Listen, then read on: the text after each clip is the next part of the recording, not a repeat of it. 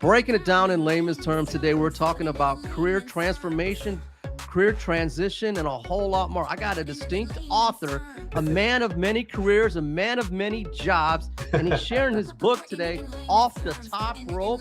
We got author, educator, compliance officer, master's degree, doctorate degree, all kinds of degrees. Wes Rhea, and of course, a professional wrestler. Welcome in layman's terms. Thank you so much, Doug. I appreciate that. And yeah, make sure people understand former professional wrestler. That's way, I don't want to be doing that anymore this day and time. But no, thank you so much. I appreciate it. And yeah, it's been an interesting journey for sure. So hopefully, my goal is to hopefully help somebody. That's what I'm shooting for. Well, in the premise of the book and our conversations that we've had, I've listened to other interviews, is that the premise is, you want to help people. You want to help people sharing your own stories and your own journey. And the title of the book that we're really going to lean into is Off the Top Rope, From Professional Wrestler to the Corporate World and to the Classroom, a journey in faith, career transition, and a little bit of luck. You cover all that and so much more in the book. And I got a copy of the book last week when I actually met you. Well, I've met you a couple of times, but showed up at your book signing, for the book. And the book's been around for what, a couple of years now?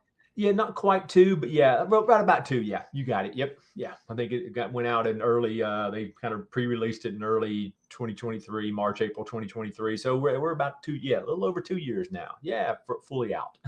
Yeah. And I've enjoyed it. And I got it. I've had it for a week and I read it cover to cover. And well, I appreciate that. And so just to prove to our audience, I got a personally signed by Wes at the Barnes and Noble, signed copy. So legitimate. That'll add a couple bucks to it, right? Exactly. But let's chop it up a little bit. Obviously, you've had a lot of titles, and I'm just going to ramble off a few more just so a little clarity. Sure. Professional wrestler, and then you've been a chief information officer. You've worked in healthcare industry, currently do that now. Finance. You've done telecommunications, customer service. Education's a big part of your background, as well as giving back to Kennesaw State, where it all started at. I mean, you've been coaching the undergraduates, you've been coaching careers, but you've been educating at all levels. So all these careers have been a part of your journeys. Growing up in Marietta, you've always had a passion for sports, and you graduated and you leaned into a profession that is professional wrestling. And I find that truly fascinating, and how did that come to be? Yeah, no, that's an interesting one, Doug. When I look back, I was, as you mentioned, I was very athletic, and growing up, love sports, and when I was growing up, people as a kid, people would ask somebody, what do you want to be when you grow up? And a lot of, kids would be like, I want to be a fireman or a firefighter or lawyer or a doctor or, something like that, truck driver. And I was like, I want to be a professional wrestler or a baseball player. It was always, I just loved it as a kid growing up. I like that, good versus evil, Batman, Superman, Spider-Man. I'm from that, that time frame. So, when I graduated from college at Kennesaw State, played baseball there, I guess, got kind of fortunate that I had what's called a free agent tryout.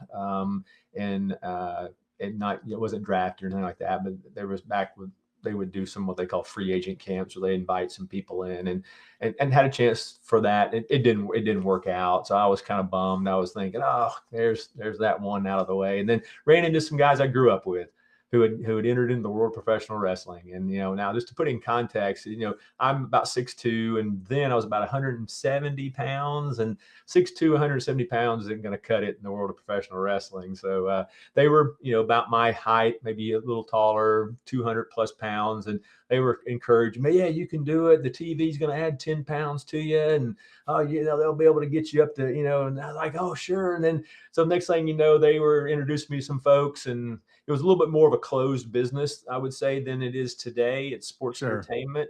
And it's a little, of course, more open about being sports entertainment. And but back then it was a little more what I would call a closed business. You kind of had to know someone who knew someone and do the double secret handshake to get in the door and all that. So I ended up meeting someone, and he said, hey, come up on a Saturday. Well, it was up near Rome, Georgia, and do like what they call a tryout. So I was so excited. I thought I was going to be able to do all these cool moves and everything. And literally, Doug, I got beat up for free for about an hour and a half. So, it was, one of those, I was like, well, just use your athletic ability. Let's get through this.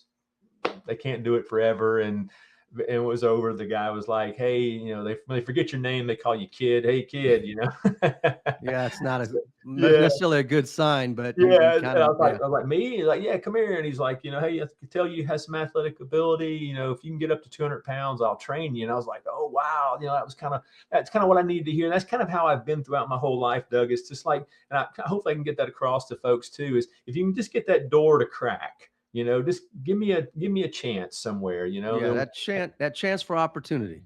Exactly. And that's all I'm asking for. And so, I don't know if you've ever seen the movie Dumb and Dumber before or not, but I felt like that when he was asking, Jim Carrey was asking Lauren Holly's character out on a date, and she said the chances were 1 in a million. He's like, so I've got a chance, And so I went back and really put in the work. A friend of mine who I'd grown up with, his parents owned a fitness center in the area, a local fitness center. He was a competitive bodybuilder, and he really helped me a lot getting, start training the right way, nutrition, and got the weight on, and, made sure I was at 205. So just in case they actually weighed me or something. So, and then I called him, and, he kept his word and trained me. And, a few months later, next thing I know, I'm sitting in a Fox affiliated studio in Chattanooga, Tennessee for getting ready to do some promos and all that to start the journey. And that's kind of where it started. And, it probably lasted for about maybe 6 years or so, I'd say, till my body said, no, we can't do this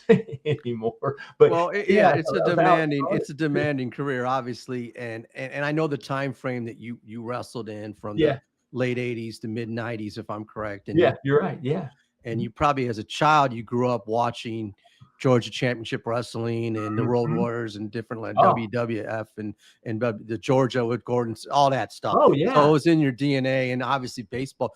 Preparation meets action, luck and timing. If you didn't run across your friends and you weren't in that athletic mindset, that opportunity wouldn't have happened. So, I totally agree with you, Doug. And I think that's a lot of what it, again, I think it's that,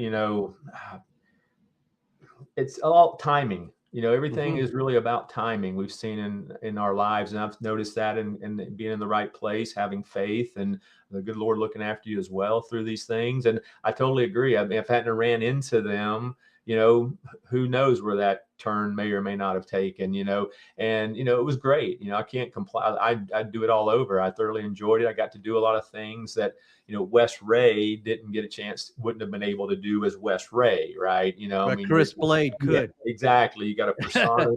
and I really enjoyed the giving back again and the helping. I got a chance to go and do some charity work and things of that nature. And that was very rewarding. So I remember as a kid, again, as you just mentioned, I watched a lot of these guys, and also now I'm out there with them, and that was cool, No, I think it was an awesome experience. Not to cut you off, but graduating college, and we're going to get into that, from Kennesaw State, and then you go into the wrestling thing, and now. As I alluded to in the beginning of the call, Wes has a lot of degrees. It's Juris Doctor, law, MBA, BA degree, educator, compliance, hold numerous titles, and I'm very, very impressive. But when you start off with the wrestling thing, I don't say thing, the wrestling career. Let me be not shortchange it. I don't want to get hit from the top rope. But the point is, those were all transferable skills to your next career. If you fall back in it, maybe you didn't know that at the time, but you're speaking in front of the audience, you're entertaining, you're going through getting your body in shape. These are all things that could lead you to, I don't know, handling hostile phone calls in a customer service setting, which you transition to afterwards. Doug, you hit it right on the head, my friend. And that is exactly right. And you didn't know it at the time, because I'm in my, mid 20s, and, gosh, you don't what you're doing in your mid 20s. But I was learning skills as a professional wrestler that I was able to transition. And when I had to start kind of, went from being in front of, thousands of folks, being on TV, now I'm at customer service, and, I wouldn't trade it because it was a great starting point for me. And you're right. Customer service, anybody that's ever worked customer service, people don't call you up just to tell you how great a job you're doing. They usually have a problem. So, I've probably been yelled at more in customer service than I did as a professional wrestler, that kind of thing. So it gave me, I was prepared. It prepared me, even though I didn't know it at the time, right? But it was preparing me for those things. And again, as you can kind of see, it was still helping people. And I kind of gravitate towards that. I think that's, again, what I loved about teaching. I loved helping students. I loved helping them when, maybe if they just got something out of it, it helped them in their career. But yeah, that's what I really hope people can not only get out if I, in my speaking opportunities, but in my book as well, as that you have skills and don't, and I think people sometimes just got to, depending on your situation, everybody's different, right? And what's going on. But, you have skills that might allow you to step out and try something a little different than what you do, because we've all gained them. Yeah. Yeah, it's definitely well documented throughout the book about you wanting to help people and wanting servant leadership and wanting to help. But you're in a situation in customer service. You talk about the story. And again, you've got to get a copy of the book. I'm going to disclose everything in the book. But, you're doing customer service. And then, you get into some form of testing and software. So, okay, a little feather in my cap. Now I know a little bit more of the technical IT side. All this has been set up, but you had the fortitude to ask, to raise your hand up, internal networking, informational interviews, as you say it throughout the book, to set yourself up for the next opportunity. You probably didn't realize it, but now it's well documented. It led to something else. No, you're exactly right. And I didn't. And I'd love to be able to tell people I had this master plan and I had it, and I didn't, and again, that's where I say faith and a little bit of luck, right? Having the right time and that sort of thing. But, and something I think that I used to try to share with folks and share with students as well is, like, when I started customer service, I got a chance to be with a very large company in the telecommunications industry. It's not around anymore. It was called GTE, and they were a big telecommunication company. They ended up being acquired by, and ended up becoming Verizon, right? Right. And what I found, Doug, was when you're in a large company like that, starting out in customer service, and I think this still holds true today, was they liked hiring from within. So what I started doing there, I started working with other departments. And then when an opening would come up, you already had those relationships or the connections. And they were like, oh yeah, Wes, good guy.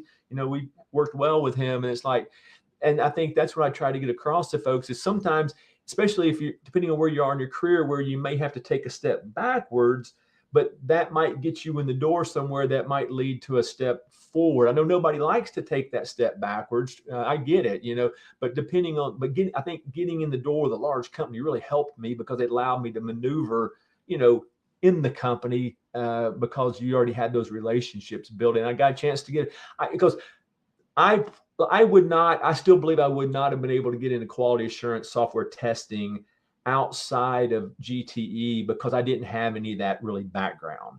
Sure. So I had the connections and the relationships, and they knew I was doing some kind of soft testing because of what I did with the customer service. So they already knew me and knew I could. And so that allowed me to gain that skill internally. And sometimes that's how things end up working, right?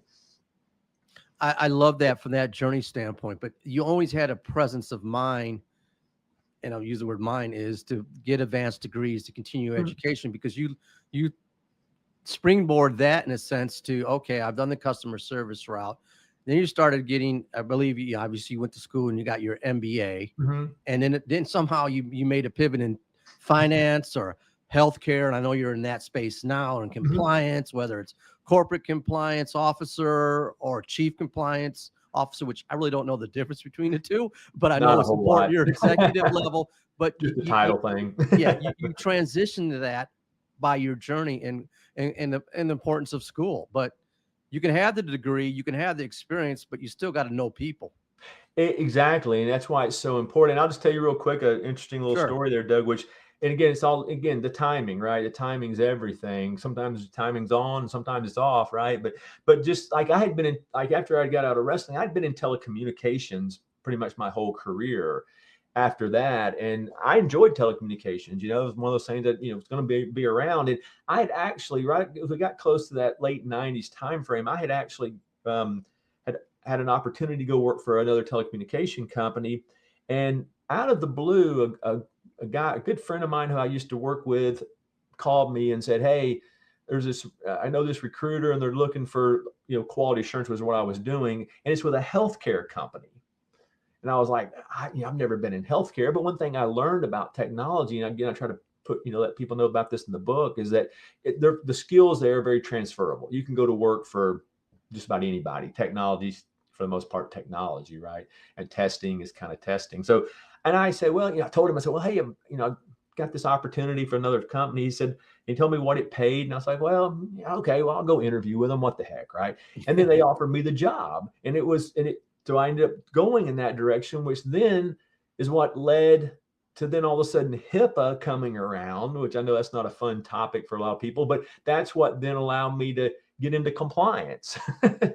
And so, it's just, and I didn't plan it. I'd love to be able to tell people, hey, I've got this step by step and I can tell you how to get exact, I'd be like, like a Tony Robbins or a, late night, TV infomercial or something. Right. But things just happen like that. But I think the having the information technology background helped me tremendously in compliance, because technology is so embedded in understanding. And I think that's what's helped me. And then when I went back and got my law degree, it kind of just tied them all, But I like what you said there. You were pretty humble about that, where it just didn't fall in, or you didn't have the master plan.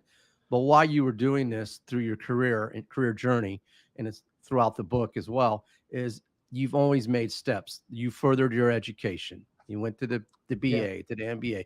You got a law degree later in your years, and you're not going to practice maybe as a lawyer, right? But that law degree helped you with the compliance, right? If you didn't have that, they wouldn't have tied together. So there's a quote in the book, and you can say it better, well, why not have a law degree at this age, or something that affects it? Why are you doing this at this point in your life? Well, you can at least say you had the degree, but no, there's a little more. You actually could leverage that.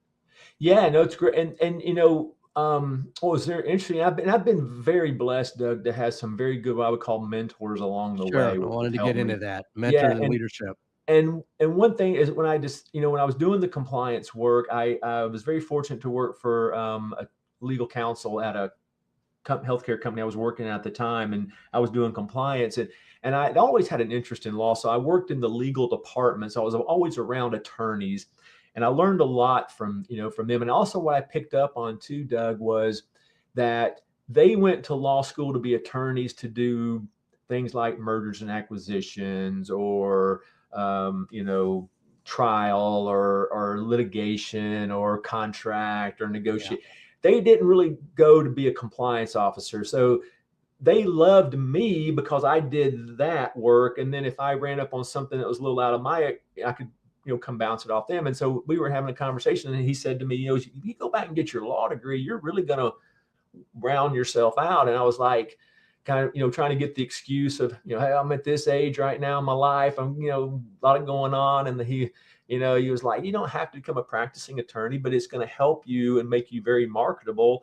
And, I kept him on, and he said, well, how old are you going to be in 3 years? And I told him, and he said, well, either you're going to be that age with a law degree or without a law degree. So that's the quote I was looking for. Yeah. So I love that. So he kind of got me there. So I started looking over some programs that made sense, and, bounced it off him. And he was like, yeah, this is going to be perfect. And this will put you in a good shape. And it did. It made me very marketable, because what I found is compliance officers, sometimes they are practicing attorneys, and sometimes they aren't. And I've noticed that having the JD does seem to help me, because they know I kind of had that understanding of the law and that sort of thing, which has been good. And I have to say, Doug, when I went back and got my MBA, and I wouldn't maybe necessarily recommend this to everybody, but I got it, almost 10 years after I graduated from my undergrad, my MBA, and it made sense to me, because I was working at the time and I enjoyed it. And then when I went back and got my law degree, again, same thing, when when life's happening and everything's going on and you're working, trying to go to school, but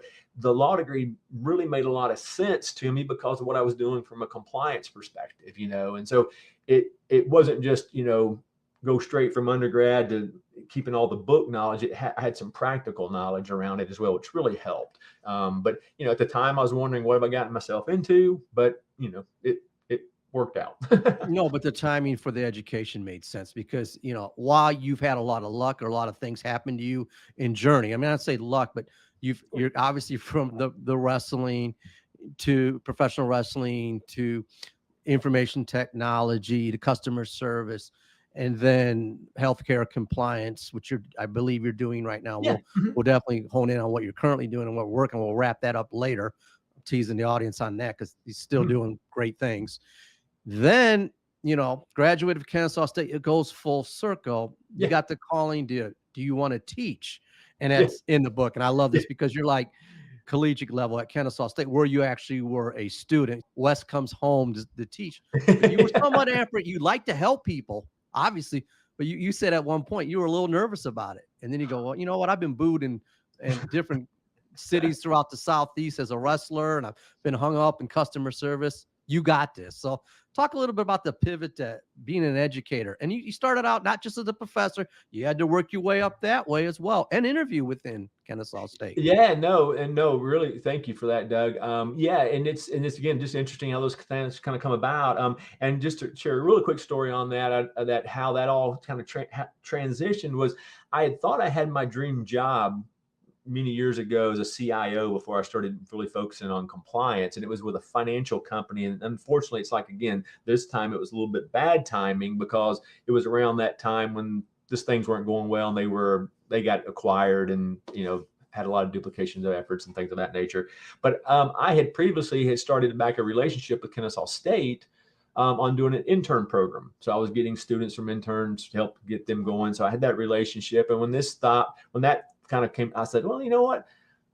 I used to go guest speak, and I enjoyed it. And I reached out to a couple of professors there, had relationships with. They were like, hey, there's always opportunities for what they called adjunct professors. And I was like, yeah, I'd love to. And all of a sudden I got a call, and it was a Saturday class at 11 in the morning, Right.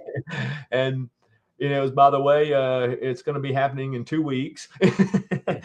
Here's a no book. pressure. No pressure. Yeah, no pressure. Here's a book, some PowerPoints. And I was like, uh-oh. And then, but yeah, and that kind of stopped for me. I said, okay, you've been in front of people, like you mentioned, customer service, all these other things. So that then all of a sudden it ended up turning into something more.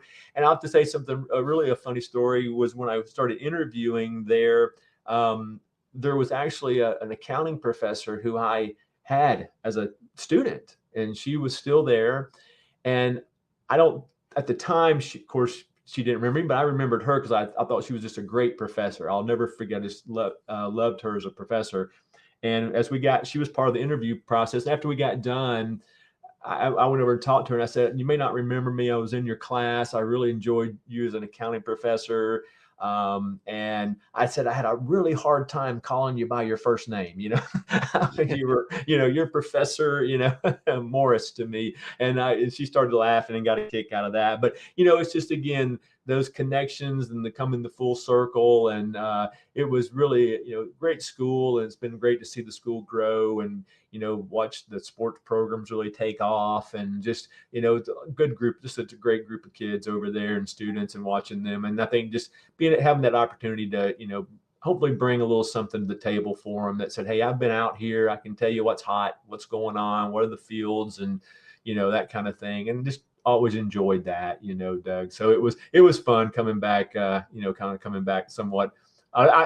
Somebody asked me and said, if you'd ever thought you would teach, I said, I think at the time I said, well, if you'd asked me 6 months ago, I'd have laughed, said no, but then here it was. So that's why I always try to tell people, never say no to stuff. Don't close doors, keep those connections, because you just never know when something might come about, and again, going back and getting my MBA was critical, because that's what allowed me to teach. Because at the minimum, you do have to have a master's degree. And, I could have, if I hadn't done that, then I never would have been able to, and so again, little stepping stones that I just didn't see at the time, but good Lord was looking after me.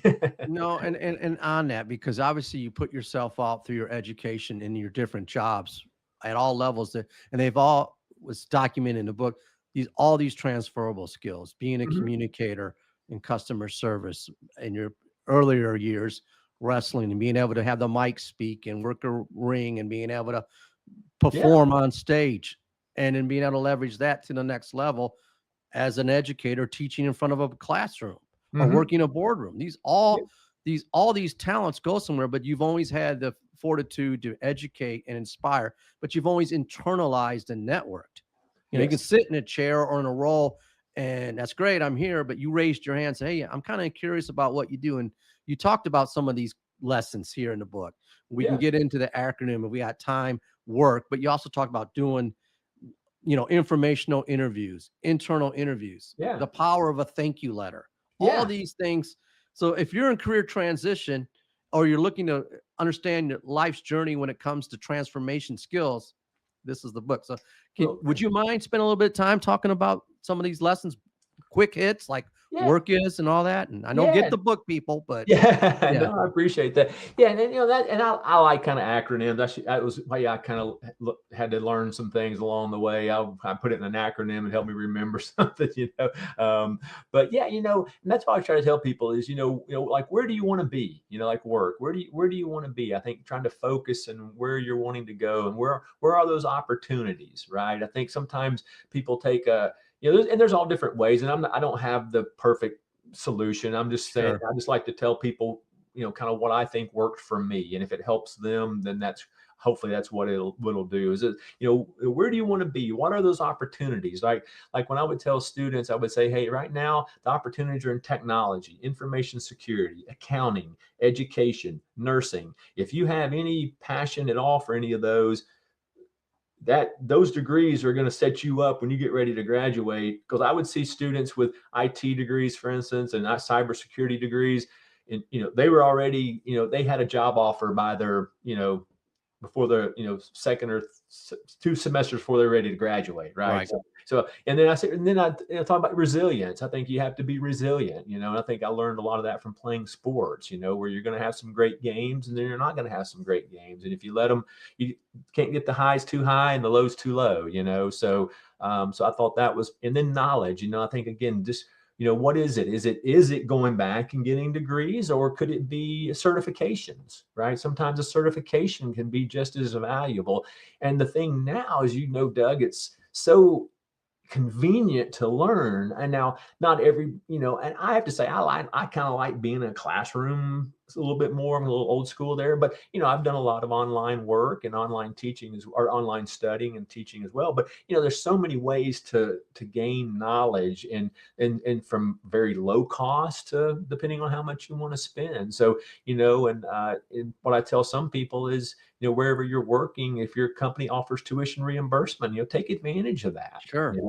And help let them, help flip the bill for a little of that. But I think that's what I tried to get across is just, where do you want to be? What are the opportunities? Be resilient as you're going through it. As going through job interviews and job training, there's going to be some interviews where you think, oh, I've got this, and then you never hear back from anybody, right? Right. And then there's times where you're like, oh man, I really messed that one up. And then you get a call back, right? So, you just got to be able to take that and then just always keep learning, keep learning, whatever is going to help you try to get yourself in a position where nobody can come back and say, okay, you're covering about 90% of these bullet points on the job description, right? Right. Yes. So that's what I really try to get across, and hopefully that helps somebody in their journey, whatever makes sense to them, No, however they do that. I love the acronym, and I'll just summarize it in layman's terms: work, where you're at, O for opportunity, R for resilience, and K for knowledge. Yes. And speaking of knowledge, throughout the book, Wes obviously shares a lot of stories, as you can tell in the interview. He's not short on stories, but throughout the book, you have these stories of your journey, Mhm. but you also bring to the reader other stories that resonate from other professional athletes, Yeah. people in general, philosophers, and there's verses in here as well. So there's all kinds of information. So you're sharing your story, but you're also taking a quote or two or a story Yeah. from somebody else that resonates to it. I like that. I like learning, going down the path of some of the baseball stories or hearing about other things that apply to what you're talking about.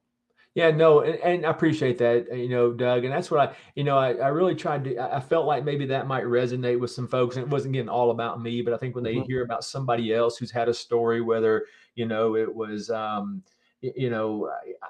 tried not to, I'm a huge Georgia Bulldog fan. I tried not to let that get too much in there, but, again, like a kid like Stetson Bennett and what he went through. And, and I know as an athlete, when you make that one mistake in a critical game and you're thinking, oh God, did I just cost us that? Right. And But he there's a had lesson to be learned. and he had Yeah. the Right. fortitude to said, this ain't defining me, that's not how it goes, and that kind of stuff is cool. Or Sarah Blakely, who comes up with a Spanx, and comes up with an idea that she didn't want to share with other people because it wasn't that she was afraid of someone stealing her idea. She didn't want somebody telling her, hey, you can't do this, or, there's so many hosiery products out there. And she stuck with it, right? And look at where she did. She sold it off, and she's unbelievable. So I love those kind of, seeing people who go through those things, whether it's athletes, a Zamir White, going through what he did, and where those sort of things, and the perseverance, or a Sarah Blakely or a Stetson Bennett, or it's about their story too, and that I think really showing that perseverance and hard work and not giving up. I think that's the key. And at some point, you got to say, okay, it's time, but Sure. I think that's where you see people like that. I just kind of wanted to share those, because those resonated with me, and wanted to share those with some other folks too, to hopefully know that that's how their how their story, and you can do it too. I loved it because it was throughout the book. So I was like reading your journey, but then you were putting other people's stories in there. One of the stories that I got to get the answer to now that I have you on, and you kind of left us hanging, the reader. I get the whole, you're working out in the gym with one of your good friends, younger years, right after wrestling, bobsled thing. So you did so you trained you went to Lake Placid, and I get the whole journey about how you had to take a limousine ride and all that. I got that. But you never let us know what exactly happened at the tryouts. Is that in book 2? Is that coming out in another book? No.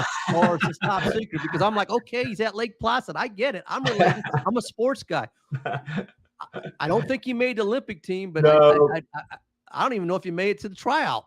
So I made it. Yeah, I don't know if another book's in the works, Doug, but we'll see. But yeah, I did. I made it to the tryout. So after all that little journey there of getting, again, of all the places, the limousine driver for Shania Twain happens to be in the parking lot. And that's how one time in my life I had to hitch a ride. That was it. So that's not too bad of a hitch of a ride there, getting that limousine. But yeah, I did make it to the tryout and the trials.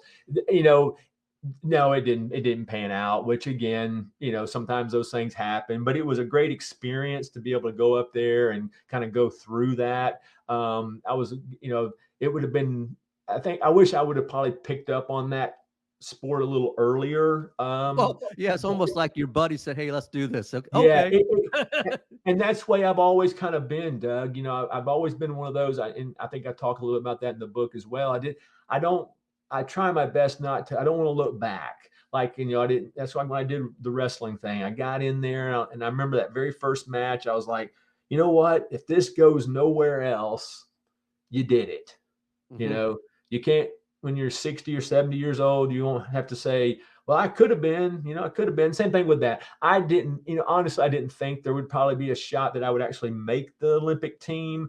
But I said, well, you never know. I'm maybe just as athletic as everybody else, and we'll see where it goes. But it didn't pan out, but it was, again, great experience, and Sure. I again wouldn't trade it. But I wish, again, if I'd have had a little more runway where I might have picked that up a few years earlier, I think I could have had a little more opportunity to get maybe a little bit better prepared for it. But it was a great experience, and to be able to be somebody that's asked to go up there was cool. That was really cool. That's an amazing story. And within a story, there are so many stories like in this book, and I enjoyed it from a corporate business perspective as I'm going through transition and looking for opportunities. But as a sports fan, as a youth, I played sports. I can identify with what you're doing. So for me, relatively close to the same age, there's a lot of things that I identify with. But if you're, I guess my point is, if you're 14 years old or 94 years old, there's something in this book that you can gravitate, because it's about transformation, transferable skills, and telling journeys. And I do like you have the Bible verses in here, because faith is a big part of you and what you speak to as well. Yeah. No, I appreciate that. No, Doug, really appreciate that a lot. Yeah, you're right. I mean, it's just taking those skills you've learned along the way. And I think just being, sometimes you got to get out of your, that old saying, your comfort zone a little bit sometimes. And you just never know what may happen, and again, having, timing, faith, a little bit of luck, all those things. Like Sure. I said, I have to be honest, when I landed there in Lake Placid, and all of a sudden realized that for the most part, the airport was closed. And, this was way before the days of Uber and all these other things, right? I was like, uh-oh, You're going to stay the night in the airport. I'm like, uh-oh, and of all the people to be, just dropped off at this, I mean, the airport's not huge by no means, it's nowhere near. And just I was like, a limousine, that's interesting at this time of night. I'm just going to follow this guy and see where it goes. But yeah, it's just, I think and as you mentioned earlier on to the networking is so important, just Sure. having those connections, knowing the people and getting yourself in the best position you can be. And that's why I'd say, whether it's education, certifications, look at, I try to tell a lot of people, look at job descriptions that you're wanting to apply for. And, what can you do to put yourself in the best position where they can't say no to Doug, right? Okay, Doug's got this, he's got this, he's got this, right? So that's what I always try to tell people. If you want to be a project manager, you probably need to get your PMP, your project management professional certification, because most job descriptions are going to either say PMP required, or if they say preferred, they probably really are meaning required, so it's just, put yourself in that position and don't get filtered out, So yeah, and exactly. I mean, that the whole book's a journey here. From writing this book, it's been out, like I said, almost 2 years. Just what did you learn from this author journey of writing this book? Is there any stories that you've got out of this, or what would you do differently? Or if you were writing another book, just share the mindset of an author right now. What do you feel about the book journey? Yeah, no, it was very, it was very rewarding. I mean, it was nice too to be able to do that. And there were times where I couldn't think of a thing to write, and then there'd be some times where I was just, the keyboard was, smoke was coming off the keyboard, right? But it was very, very rewarding. It felt good. It does take time, and I think I said in the book, I tip my hat, to these folks who do write books for a living. I don't think I could do that. But it was something I'd always wanted to do, Doug, and I just didn't know what at the time when I was thinking about, and then just so happened that this seemed to be the right timing for it, because of, what I was trying to do and help people. And I got the right publisher who was interested in the story. And they were like, hey, we want you to put in we want to be your voice, your terms, or what we're going to do from an editing perspective is just going to make sure you don't miss something grammatically or something like that. Right. So, because I don't know about you, but sometimes my brain gets ahead of my keyboard, and I'll go back and read it and go, that doesn't make sense. At the time Right. it did, right? So they were very supportive and have been very supportive of the whole journey, which has been very helpful. Had a great relationship there with them, and it's just been, so we'll see. I don't know again if I'll do another one or not. This was kind of one of those I just wanted to make sure it was definitely a bucket list item, but we'll see. Who knows? Well, It was fun.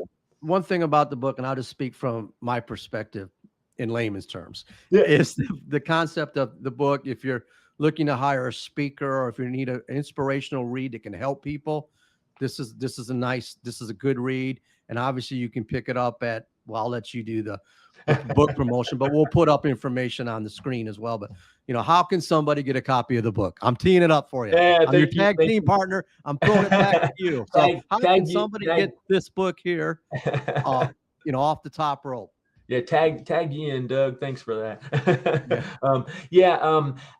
Barnes and Noble, all the Barnes and Nobles carry it. Of course, Amazon carries it.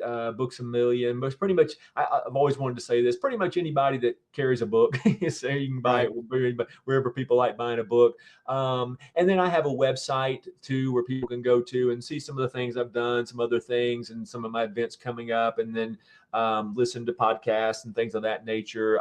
And it also has 2 links on there too. One goes to Amazon, one goes to Barnes and Noble, and then a Trilogy Publishing. You can go straight to Trilogy Publishing as well too, and you can go to the links from there too. But just put it out anywhere. You can buy a book. It's pretty much available, which has been really nice. And it of course varies depending on where you're purchasing it from and that sort of thing. But yeah, Barnes and Noble has been great. They've had a chance to do a lot of book signings with them. They've been great, and so has a lot of the independent bookstores have been really good. One local here in the area called the Book Exchange, and then the Crazy Book Lady. I'll give them both a little shout. They've been really great supporters from that side, and it's just been a good journey and been fun to meet people, and you never know who you might meet or help along the way, which has been fun. So that's what it's all about. I've been trying to help out the Make-A-Wish Georgia folks, and then when I go to Tennessee and do a book signing, I'll try to help out the Make-A-Wish Tennessee folks there as well. I did it in North Carolina too. So I like trying to help some of those folks out where I can in places too. Well, you can go, obviously we'll put a link up to the website. So you can go to the website for more information on the book and what you're working on for book signing. So we'll plug that as well, right? Off the Top Rope, the website. Yes, sir. It is offthetoropebook.com. So offthetoropebook.com. And you know what? And that comes from the wrestling and the book perspective and life's journey. You can also reach out to Wes on the corporate side, probably through LinkedIn, correct? So we'll you get LinkedIn. We're going to put the best of all worlds. Yeah, I'm on LinkedIn, Instagram, Facebook. Can find me out on any of those. And anybody always feel free to connect with me. I love connecting with people, and if there's any way I can do to help, I'm happy to help any way I can, and I'll get back to you for sure. I'll make sure that when people reach out to me, I always get back. So that was something that I've always, tried to do. May not get right back immediately, but I will get back. So, I'll say he does from the standpoint. I can sum this whole interview up before we wrap. Is that, it's a journey of networking and connecting. Full disclosure, it was 2 months ago. I saw Wes speak in action, helping out career coaching and people in career transition. So I said, hey, I like this guy. And I'm in the audience, popping my head in there. And you were speaking. And I said, well, I'll just send him a LinkedIn invite. Hit me. He responded, and he looked at my profile. I said, you do a little bit with video and stuff. And I said, yes, I do. And I said, well, let's do a video interview. Let's talk about your book, and let's talk about some other things. So you know what? If I didn't step up in the room and network and you didn't follow up, probably wouldn't be doing this today. Exactly. No, and I can't thank you enough for this. And as you talk about, we're going to definitely get some other things going to try to get some of these other videos going and get some of the word out too. But no, you've been great, and I really appreciate you doing this with me, Doug. It's been great, and I can't thank you enough for it. You got it. And speaking of thank you, always use thank you. You got notes when you're interviewing. So before we wrap, finally, Wes, I know you've got a full day. It's okay. In the compliance world. Yep. And is there any questions for me, or better yet, is there anything else that we didn't cover that your parting shot? I'll let it go 2 ways. Ask me, or do you have a parting shot?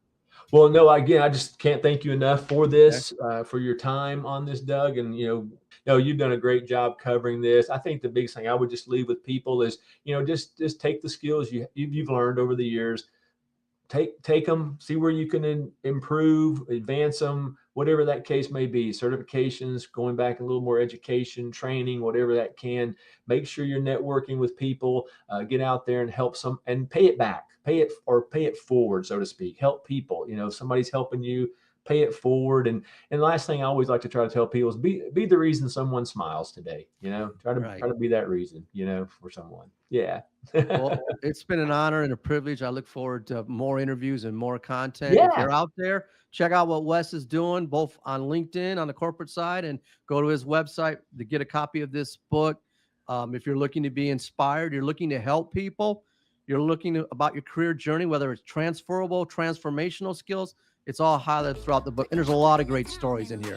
I'm Doug, breaking it down in layman's terms. Thank you so much, Wes, for coming on. Thank and you, I Doug. look forward to more endeavors with you in the future. Thank you so much. Thanks, everybody.